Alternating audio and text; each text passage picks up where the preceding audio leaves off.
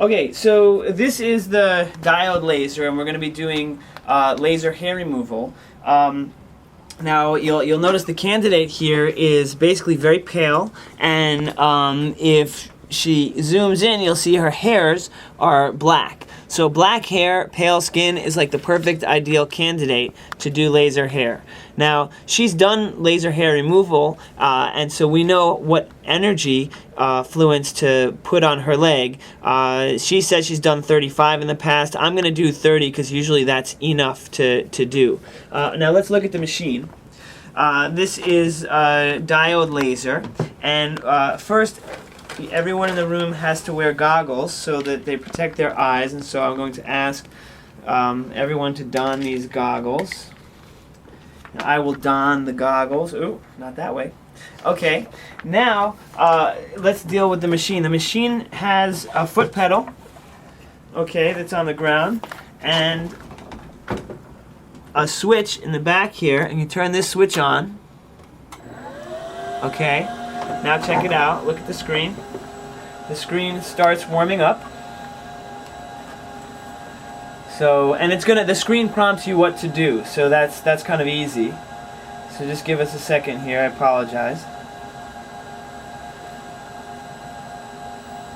Yada yada.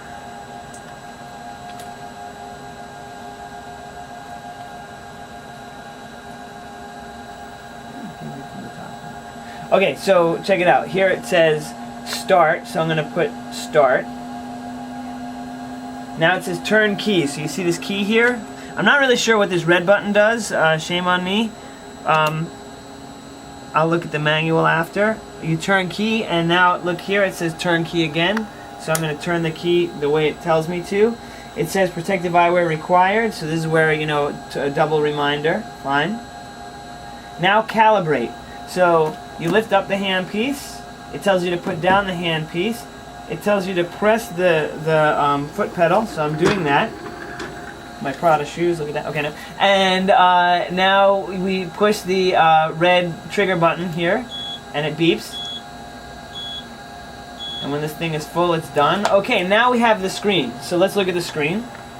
The screen is fluence, okay, and you can press it to go down or up. And if you press it 1, 2, 3, 4, 5, it will, you know, do that. So 1, 2, 3, 4, 5.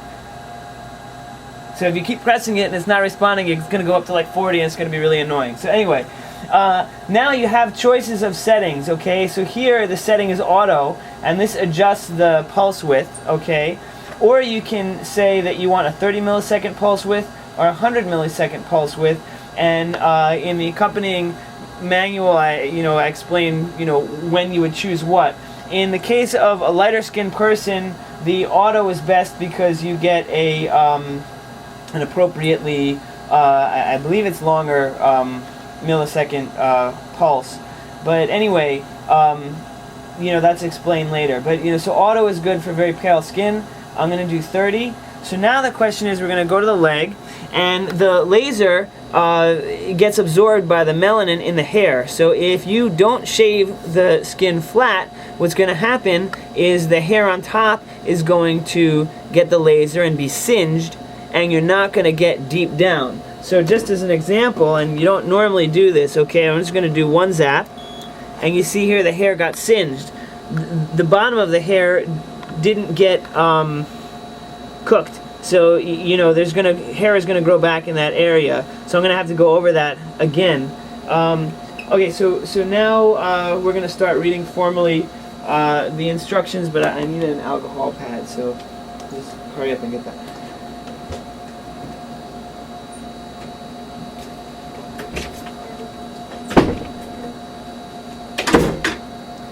Okay, the alcohol pad you see here. Sometimes hair can get burned on here, so you clean this off. And of course this has been cleaned with a Sani wipe, a complete antibacterial wipe, before we all started this, and we're gonna clean it afterwards as well. So anyhow, okay, so let's read. Everyone in the room should wear goggles. The door should be closed. Turn on the power switch. Follow the calibration prompts on the screen. Okay, we did that. Shave the target area. Okay, so shaving the target area, and this is, you know, everyone knows how to shave and whatever. So I just gently rub in one direction. It doesn't matter which direction. Here we're rubbing off all the charred area here. Now, yeah, you know, if it's very sparse hair, you have to kind of remember where the hairs were, or in this case, there's still enough density that you would just, regardless, do, you know, systematically do the whole leg. Okay, continue.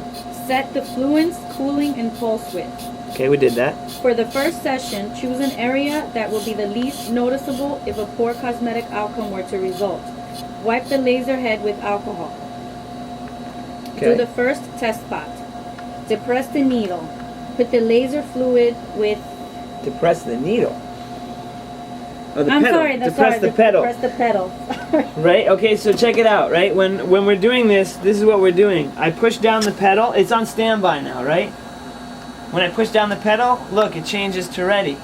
Now, if I press this red button, it's going to discharge. When I put this thing down on someone, I want to make sure it's exactly perpendicular to the target area, not a little bit off, right? It shouldn't be off, it should be perfectly perpendicular. And then you got to do it in a way where you think you're gonna, you know, where you think you're gonna be able to systematically go. Like if you go this way in a diamond area, you know, you're not getting perfect overlap and you're gonna miss spots unless you go to the diamond area on the next one. But it's much easier just to go square by square by square than square by square by square. Finally, if I push down kind of hard, you're gonna see quickly when I leave, you're gonna see that square. Now the inside, you'll look at this. The inside of the laser is what's zapping. So the outside of the square, it's not the outside of the square that I care about. It's that red inner square that gets the laser. So that means the next red inner square has to be like inside the first inner square. If you just go this square and that square, there's a whole line that you're missing of laser. So you need a little bit of overlap according to, you know, what's going on at the base of the laser. Okay, continue to read. Okay, so diode laser part 2. Put the laser flush to the target. Warn the patient. Okay, so you're gonna get a laser. Okay, and now Then go ahead.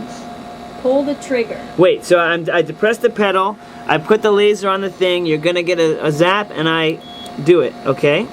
Patients experience an intense pins and needles type pain with each pulse if there is high density of hair. While painful, it means it is working. Adjust the fluence for the next test spot. So, right, so if I were doing a test spot, I would do a test spot here, here, here, and here, and I would make a grid in the chart saying this was 30, this was 25, this was 20, this was 15, and you see the 30 you might come back with hyperpigmentation, the 25 no hair, no hyperpigmentation, the 20 and the 15 might still have hair, so then you knew that 25 was the way to go for the next round in a month. For the second session, when doing large areas, some people cover the surface area with clear lube jelly. I'm not going to do that here, but you can. So look, you can do laser hair like this. You can go zap, zap, zap, or you can kind of like slide it along and like hold this thing down, and it's gonna, if I hold this down, it's gonna go beep, beep, beep, beep. If you have the lube jelly, it's gonna go beep, beep, beep, beep, beep, beep, and you don't have to pick it up each time and do that. So depending on your comfort with how you want to do it. Rather than picking up the laser from the skin and placing it down to an adjacent square, they allow the laser to glide along while keeping both the foot pedal and trigger depressed. However you choose to do it. Understand that the impression that the laser makes on the skin includes the metal cooling perimeter of the skin that actually got pulsed. Hence, the actual clear glass part of the laser tip must cover the outline of the prior impression made in the skin.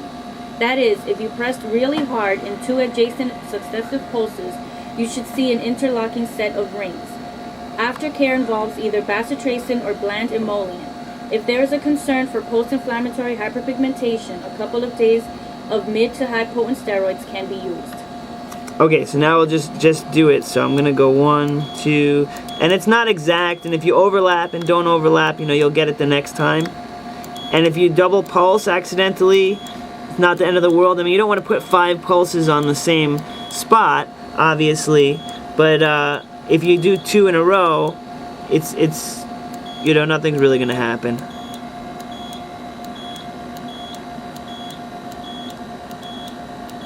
And this is kind of an imperfect science. Now after a while you want to see, like especially if you see char on the leg, you want to make sure, and it's kind of arbitrary, is there debris on the laser head, and there's not, but you can wipe it off anyway and then continue on. Okay, we're done. The after effects of laser are dermal edema around the hair follicle, because you just burn the person, so that's actually normal. And usually topical steroids is good to apply for this, to make this go away, but this will resolve shortly, within a few hours.